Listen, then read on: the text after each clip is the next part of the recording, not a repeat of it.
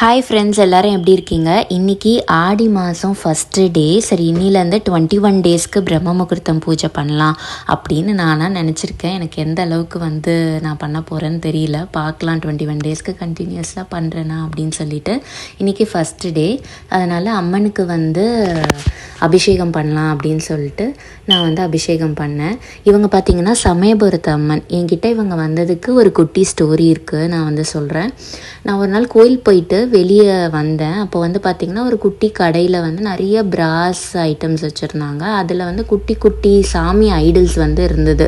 என்கிட்ட அன்னபூர்ணி தாயாரே இல்லை. ஸோ அவங்கள வாங்கணும் அப்படின்ற தாட்டில் தான் நான் போனேன். போயிட்டு அன்னபூர்ணி தாயார் கொடுங்கன்னு சொன்னேன். அவசரத்தில் அந்த ஐடலில் ஒரு கிண்ணம் இருந்ததை மட்டும் பார்த்தேன்.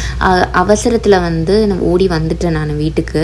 வந்ததுக்கப்புறம் ஓப்பன் பண்ணி பார்த்தாக்கா இவங்க கையில் கரண்டியே இல்லை. இவங்க யாருன்னே எனக்கு தெரில. ஒரு 1 வீக் கழிச்சு யூடியூப் ஷார்ட்ஸ் நான் பார்த்துட்ருக்கும் போது அதில் இதே மாதிரி ஒரு அம்மன் இருந்தாங்க. ஒரு அம்மன் பாட்டு போட்டு அந்த ஷார்ட்ஸில் இருந்தது. கீழே பார்த்தா சமயபுரத்து அம்மன் இருந்தது. கடகடன் கூகுளில் போயிட்டு சமயபுரத்து அம்மன் போட்டால் ஃபோட்டோஸில் பார்த்தா இதே அம்மன் தான்.